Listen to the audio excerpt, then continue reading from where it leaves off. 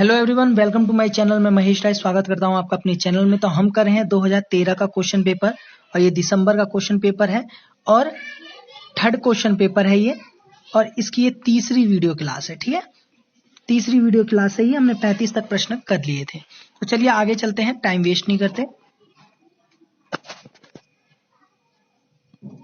Question number 36 है, सुप्रसिद्ध नवग्रह कृतियों की रचना किसके द्वारा की गई है? स्वाति तिरुनाल, त्यागराज, दीक्षितार या MS सुब्बालक्ष्मी? क्या बताना है इसमें आपके? नवग्रह कृतियों की रचना। ठीक है, सही आंसर है इसका C, दीक्षितार। ठीक है, नवग्रह कृतियों की रचना दीक्षितार ने के द्वारा की गई है। अब देखो ये जो है मुत्तुस्वामी दीक्षितार कर्नाटक संगीत के प्रसिद्ध त्रिमूर्तियों में से एक है। ठीक है, त्रिमूर्तियों में से ये एक है। इनका जन्म दीक्षितार 1775 में हुआ था और देहांत हो गया था 1835 में। ठीक है, और ये दर्शन शास्त्र, तांत्रिक विधि के साथ साथ एक कुशल वीणा वादक भी थे। इनकी कृतियों में पल्लवी, अनुपल्लवी, चरणम में एक या अधिक अंगों की रचना की थी। ठीक है, क्वेश्चन नंबर 37 है, 72 मेलकर्ता व्यवस्था में कितने चक्र हैं? 10, 12, 8 या 14?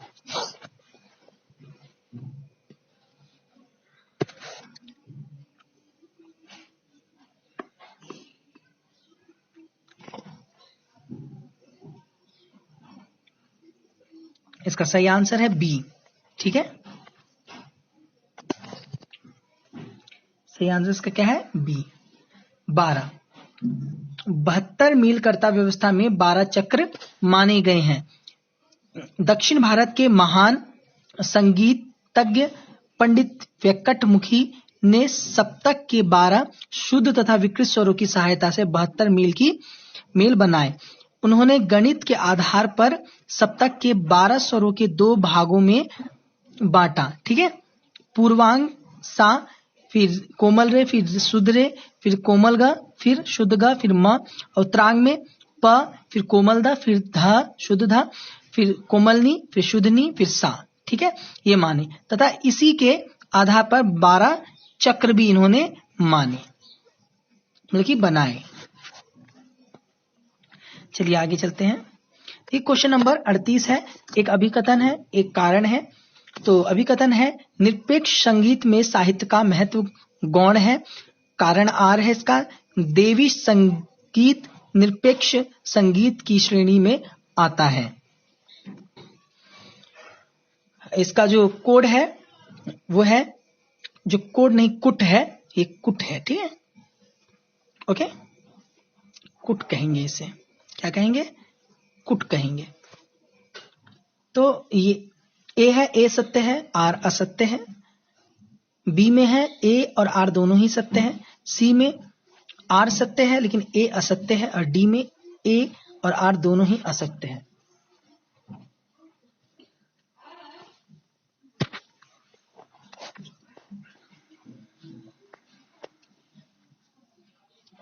सही आंसर है A सत्य है लेकिन R असत्य है। तो इसका सही आंसर क्या है? A है। चलिए आगे चलते हैं। देखिए क्वेश्चन नंबर 39, बूटा सांख्य किसमें पाया जाता है? षडांग या 35 ताल व्यवस्था में, षोडशंग या 72 मील कर्ता व्यवस्था? ठीक है,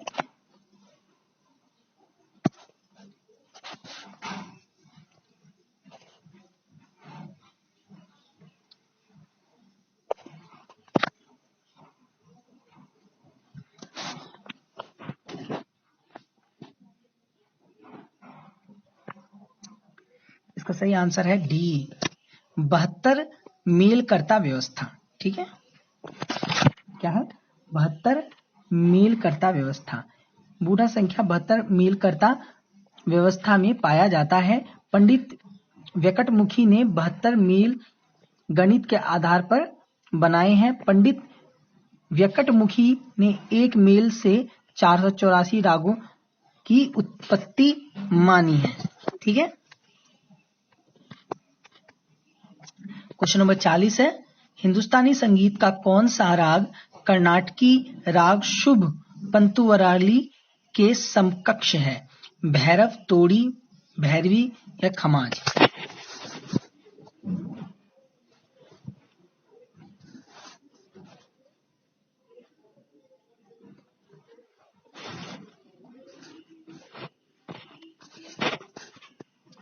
सही आंसर है इसका बी, तोड़ी। ठीक है।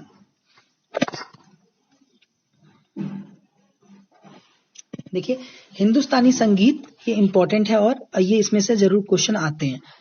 हिंदुस्तानी संगीत का तोड़ी राग कर्नाटक संगीत का राग शुभ पंतुवराली के समकक्ष माना गया है। ठीक है, याद रखना।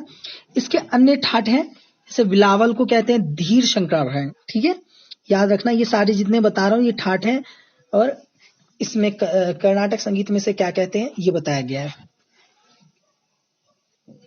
तो सारे आप ये याद रखना, स्क्रीनशॉट आप ले सकते हैं। कल्याण का कल्याणी, खमाज का हरि कामभोजी, भैरव का माया मालव गौलमेल। ठीक है। पूर्वी का कामवर्धिनी, मारवा का गमनश्री, काफी का खरहर प्रिया, आसावरी का नेट भैरवी, भैरवी का हनुमंत तोड़ी। ठीक है। और तोड़ी का शुभ पंतुवराली। ठीक है।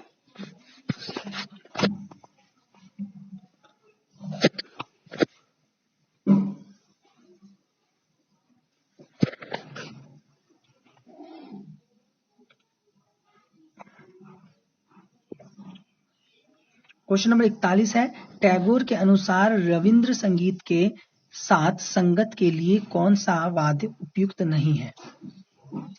वायलिन, तबला, इसराज या हारमोनियम?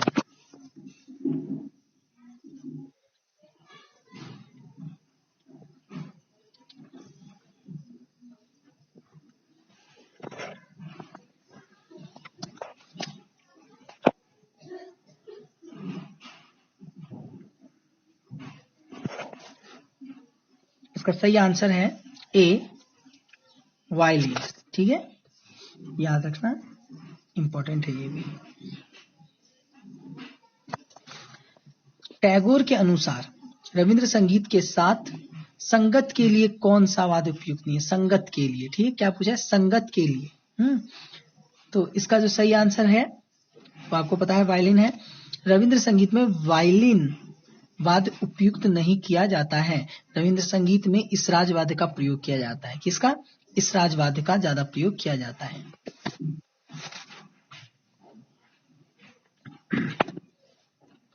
क्वेश्चन नंबर 42 है, अपने गान जैसे अक्षर, वृत्त, स्वर, वृत्ति और डैश की रचना हेतु रविंद्रनाथ ने 3 प्रकार के लयात्मक प्रतिमान का उपयोग किया था।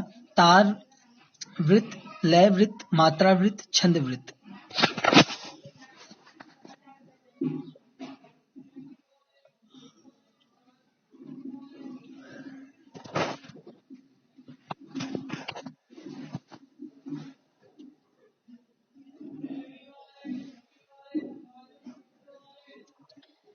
सही आंसर है इसका सी, मात्रा वृत्त। ठीक है, क्या होगा? मात्रा वृत्त।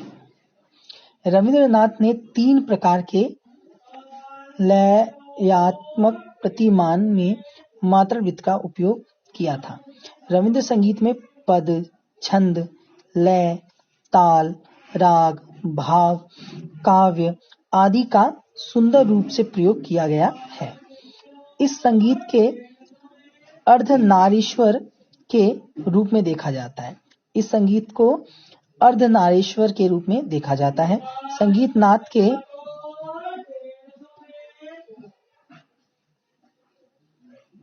ठीक है, और ये आप देख सकते हैं कि रविंद्रनाथ ने लगभग कितने लिखे हैं?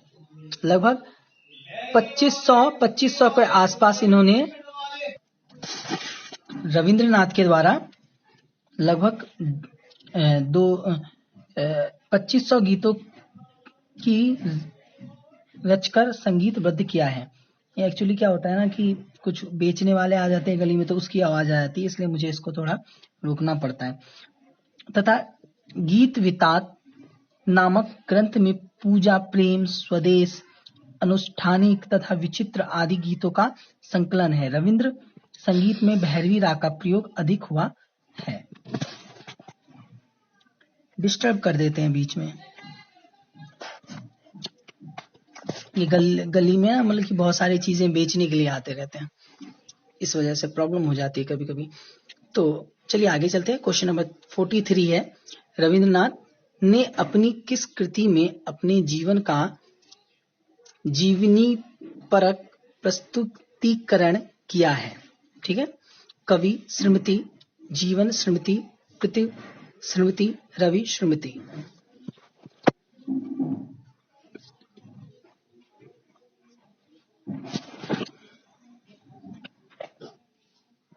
देखिए इसका सही आंसर होगा बी।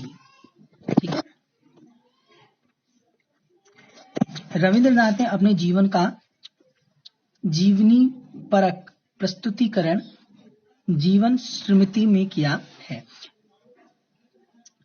रविंद्रनाथ जी 80 राग रागनियों का प्रयोग किया है।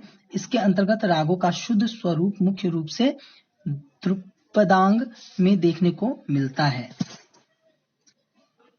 क्वेश्चन नंबर 44 है, तीव्रा ताल में कितनी मात्राएं होती हैं? 6, 7, 8 या 10?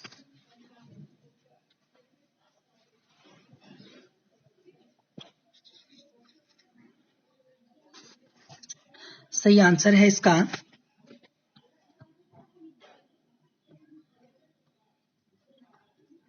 सही आंसर है बी। तीव्र ताल में कितनी मात्रा होती है? 7 मात्रा होती है। तीव्र ताल यह पखावज पर बजाई जाती है। यह ध्रुपद अंग की गायकी के साथ बजाई जाती है क्योंकि इस ताल में खुले बोल होते हैं। इस ताल में 7 मात्रा 3 विभाग होते हैं और 1, 4, 6 मात्रा पर ताली है। धा दिनता तिटकट गदिघन, ये इसके बोल हैं।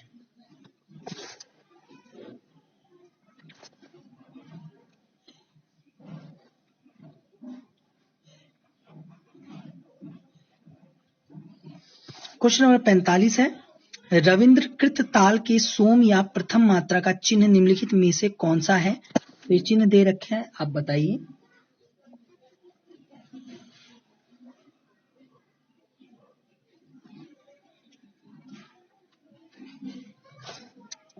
सही आंसर इसका डी। ठीक है, इस प्रकार का इसमें चिन्ह होता है। ठीक है, ये राजू रविंद्रकृत ताल में सोम का प्रथम मात्रा का चिन्ह ये इस प्रकार का होता है। ठीक है, इस प्रकार का ऐसा होता है। रविंद्र ताल पद्धति में सम दर्शाने के लिए अंकों के ऊपर रेखा लगाई जाती है। ठीक है, क्या दर्शाने के लिए? सम दर्शाने के लिए अंकों के ऊपर रेखा लगाई जाती है, जैसे ऐसे। ठीक है, ऐसे। आगे चलते हैं। खाली के लिए शून्य का प्रयोग किया जाता है। खाली के लिए क्या किया जाता है? शून्य का प्रयोग किया जाता है। जिन तालों में 3 ताली या 1 खाली होती है उसके लिए इस तरह का प्रयोग किया जाता है। ठीक है, इस तरह का इसमें प्रयोग किया जाता है। या आप स्क्रीनशॉट ले सकते हैं। चलिए आगे चलते हैं। क्वेश्चन नंबर 46 है, विश्व भारती विश्वविद्यालय के संगीत विभाग को क्या कहा जाता है?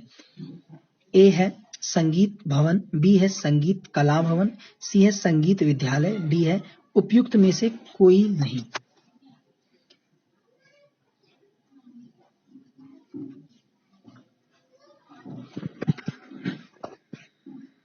सही आंसर है इसका ए, संगीत भवन कहा जाता है। क्या कहा जाता है? तो संगीत भवन कहा जाता है। किसको? विश्व भारती विश्वविद्यालय को। ठीक है, यहाँ लिखा हुआ है विश्व भारती विश्वविद्यालय के संगीत विभाग को संगीत भवन कहा जाता है।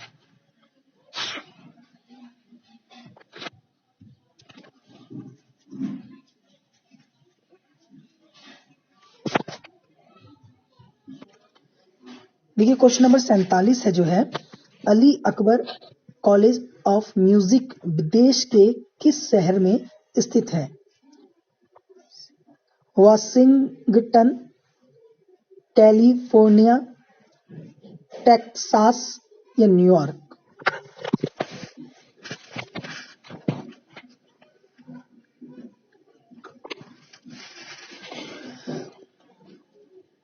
सही आंसर इसका बी, कैलिफोर्निया। ठीक है,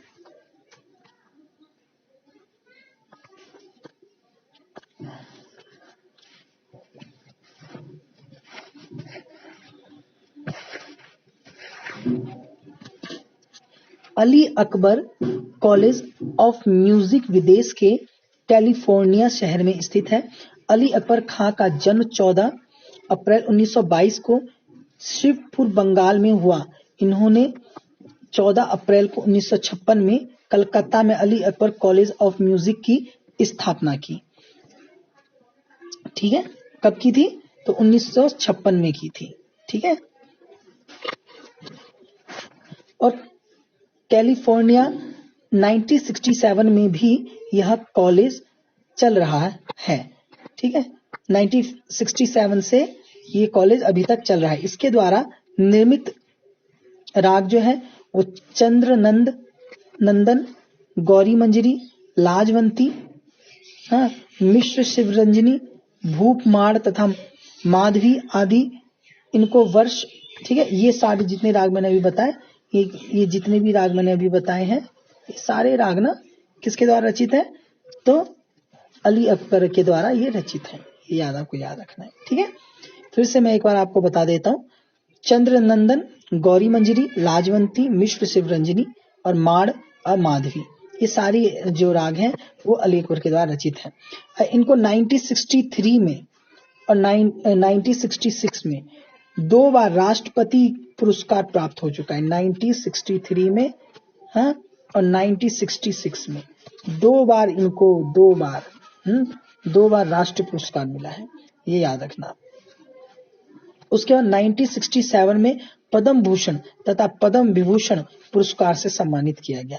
ठीक है, 1967 में फिर इन्हें पद्म भूषण और पद्म विभूषण से सम्मानित किया गया था। क्वेश्चन नंबर 48 है, कर्नाटक संगीत का अवनद्य वाद्य कौन सा है? चेप्ता, कंजीरा, मददलम या पखावज?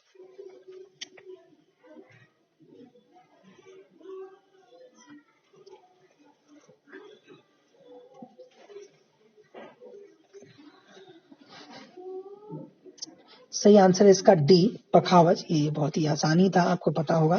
कर्नाटक संगीत का अवनद्य वाद्य पखावज है। क्वेश्चन नंबर 49, नाट्य शास्त्र में वाद्यों को किस नाम से पुकारा जाता है? वाद, अघोत, पुष्कर, दुदुम्भी?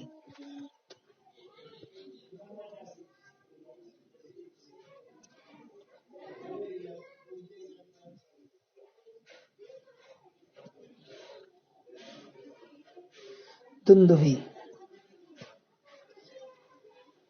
नाट्य शास्त्र में वाद्यों को किस नाम से पुकारा जाता है? क्या पूछा गया इसमें? वाद्यों को किस नाम से पुकारा जाता है? इंपॉर्टेंट है।